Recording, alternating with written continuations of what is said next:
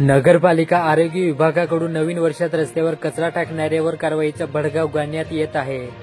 जानेवारी पहिल्या पंधरवड्यात रस्त्यावर कचरा टाकणाऱ्या तब्बल 392 जणांना नगरपालिकेच्या पथकांनी नोटिसा बजावल्या होत्या। रस्त्यावर कचरा टाकणाऱ्यांना 150 रुपयाचे दंड करण्यात येऊन त्यांच्याकडून रस्त्यावर पुन्हा कचरा टाकणार नाही असे कबूल करून घेण्यात आले। नंदुरबार तालुक्यातील उमरदे बुद्रुक येथे किरकोळ वादातून दाम्पत्याला मारहाण करण्यात आली। या प्रकरणी 5 जणांविरुद्ध गुन्हा दाखल करण्यात आला। दडगाव पोलीस ठाण्यात कार्यरत पोलीस कर्मचाऱ्याच्या घरातच चक्क गांजा आढळून आल्याचा धोकादायक प्रकार समोर आला। या प्रकरणी पोलिसांविरुद्ध गुन्हा दाखल करण्यात येऊन त्याला निलंबित करण्यात आले।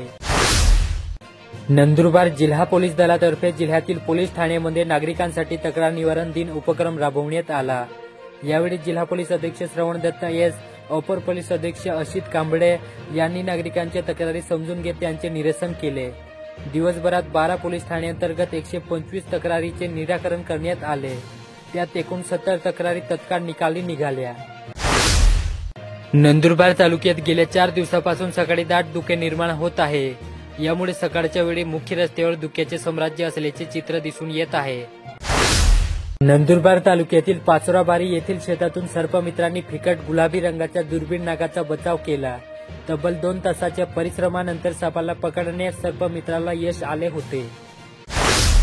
नंदुरबार तालुक्यातील आसाणे येथे खुरपे मागितल्याच्या वादातून जेठानीने दिराणीला मारहाण करून जखमी केल्याची घटना 17 जानेवारी रोजी घडली। या प्रकरणी पोलिसात गुन्हा दाखल आहे। शहादा तालुक्यातील चिखलीदिगर येथील जीप शाळेत बालआनंद मेळावा आयोजित करण्यात आला होता। मेळाव्याचे उद्घाटन रजनीबाई नाईक यांच्या हस्ते करण्यात आले। नंदुरबार जिल्ह्यात मकर संक्रांती निमित्त पतंगोत्सव साजरा करण्यात आला। या निमित्त बच्चे कंपनीपासून ते ज्येष्ठापर्यंत सर्वांनीच पतंग उडवण्याचा आनंद लुटला। मात्र अनेक ठिकाणी पतंग उडवण्यासाठी बंदी असलेल्या नायलॉन मांजाचा वापर झाल्याने एका बालकाचा मृत्यू तर अनेकांना दुखापती झाल्याच्या घटनाही घडल्या। नंदुरबार तालुक्यातील शिंदे केंद्रस्तरीय क्रीडा स्पर्धा लहान शहादा येथे जवाहरलाल नेहरू माध्यमिक विद्यालयात पार पडल्या। शहादा शहरातील श्री महाराणा प्रताप सिंग स्मारकावर महाराणा प्रताप सिंग यांच्या पुण्यतिथीनिमित्त 19 जानेवारीला सकाळी 10 वाजता अभिवादन करण्यात आले। यावेळी आमदार राजेश पाडवी उपस्थित होते। गेल्या अनेक वर्षापासून प्रतीक्षेत असलेल्या शहादा तालुक्यातील जाम ग्रामपंचायत अंतर्गत येणाऱ्या जामपाडा शाळेस अखेर नवीन इमारत मिळणार आहे। या इमारतीच्या बांधकामाचे भूमिपूजन जिप सदस्य वंदना पटले यांच्या हस्ते करण्यात आले।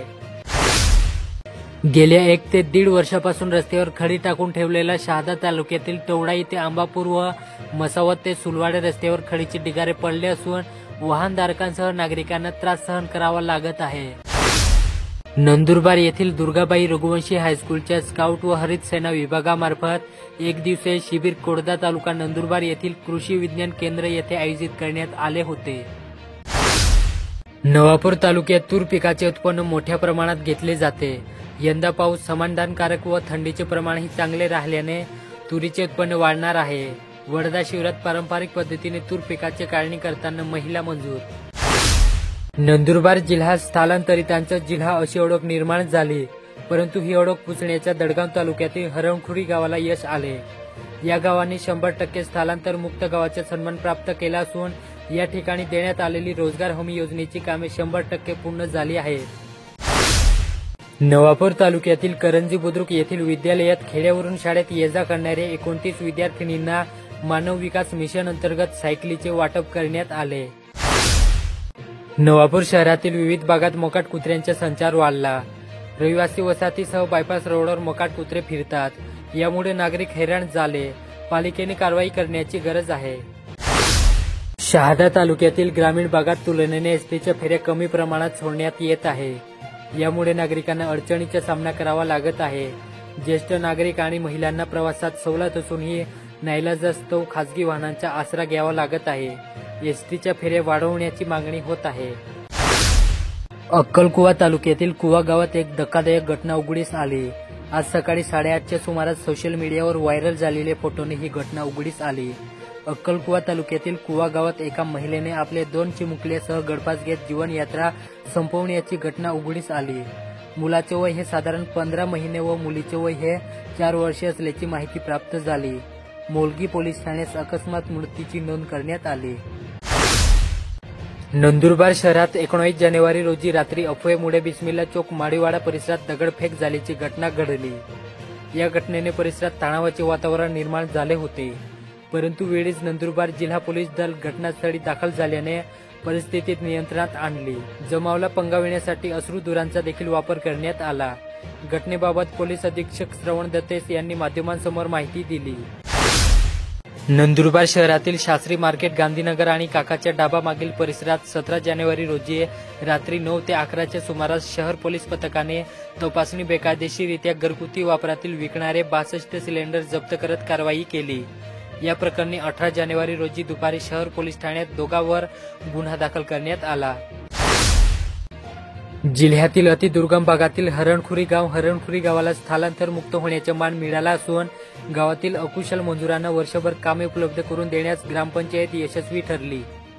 या बाबतीत सरपंच अर्जुन पावरा म्हणतात, स्थानिक प्रशासनाचे मार्गदर्शन आणि सहकार्य, रहोय विभागाचे सहकार्य आणि जनतेच्या प्रत्यक्ष सहभागामुळे मजुरांचे स्थलांतर मुक्त करण्यास यश आले.